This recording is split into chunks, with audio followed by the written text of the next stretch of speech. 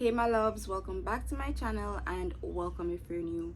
So in today's video I'll be sharing two things that I changed or that I stopped doing that has helped me to grow and retain my hair length as well as reach my goal of waist length. So if you're interested to know what I have to say, then stick around for the rest of the video.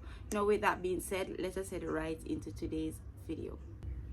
Now, before I get started, I want to highlight that this is from a personal standpoint. These are things that have worked for me, so it does not mean that if you follow these tips, they will work for you as well. They just gave me great results, and seeing as though this is a channel where I share my hair growth journey and tips and so on, I decided to share these two things that I changed as well. So you can take what I'm saying with a grain of salt. I am simply a girl on a journey trying to achieve her best self possible and sharing that journey with you guys. Now let's head into the tips. Now the first one is that I broke away from the dirty hair culture and I started washing my hair more frequently. So I know this is one that most persons in the black hair community would be able to relate to, because at some point in time you really heard that, you know, the longer you went without washing your hair, the more your hair will grow. And there was a point in time that I actually believed that and I actually followed that.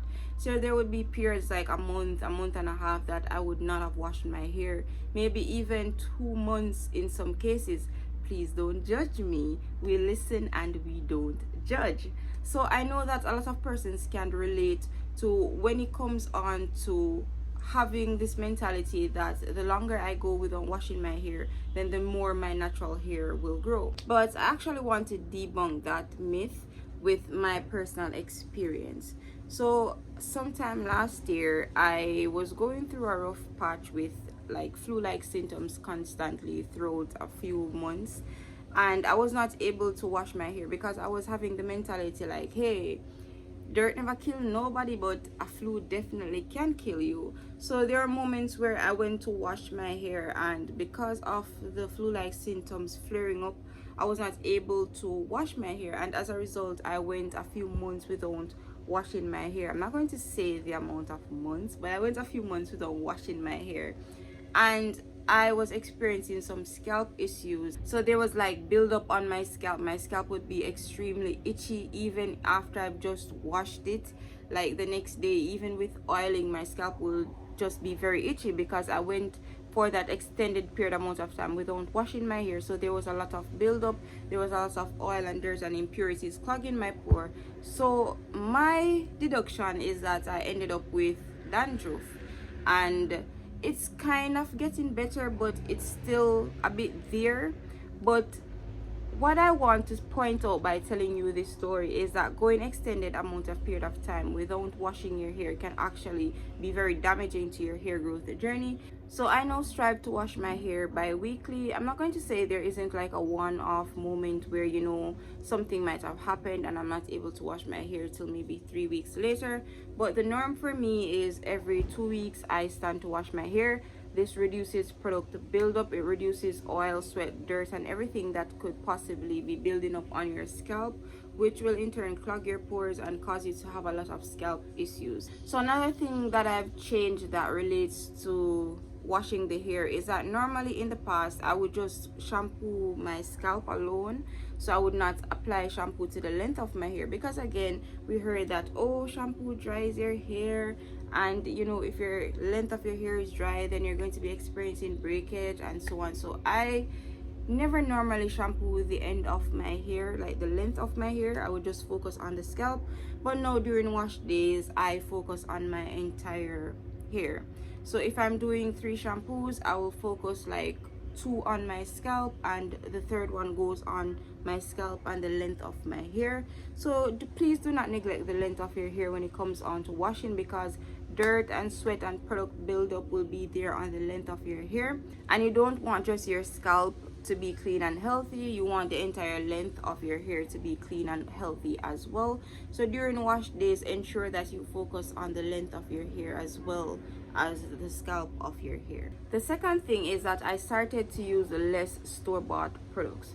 So during last year, I really started to focus on DIYs. I started to experiment a lot. So I made a lot of teas, a lot of oils and stuff, and I've cut back on what I've spent on store-bought products. There's this saying that I love: little is much, and it really does speak volume. So oftentimes along the hair journey, we get this mindset that we need to be buying the most products as possible, we need to be doing the most as possible to get the result and to grow our hair.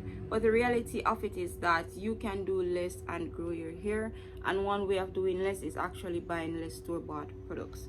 Now, I'm not trying to dictate anybody's life and tell you what to do.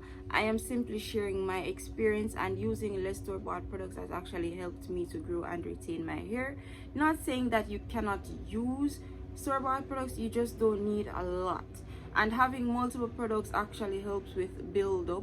So having like 3 different leave-in conditioners actually helps you with build up, and you spend more time in your hair with the more products you have as well.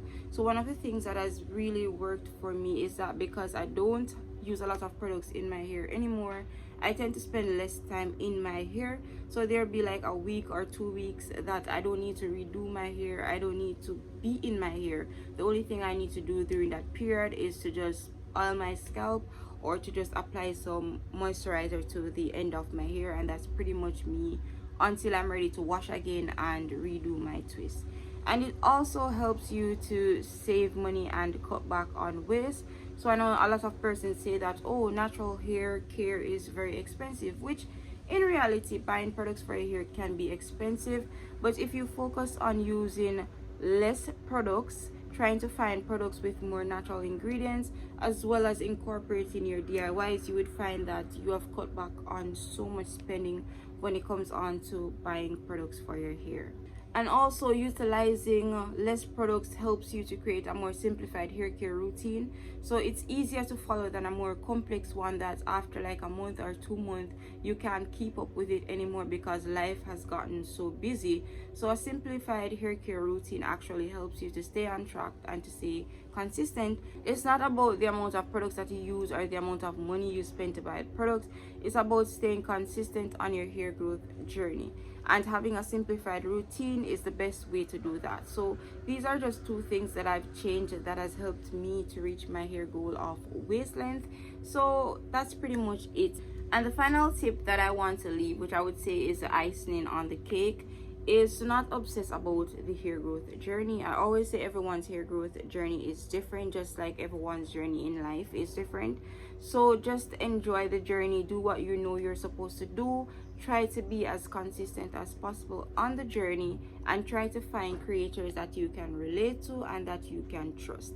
And that's pretty much the end of today's video. So if you guys enjoy this video and you would like more videos like this, then please leave a like, please leave a comment, and if you are new, subscribe to the channel. So until next time, bye my loves.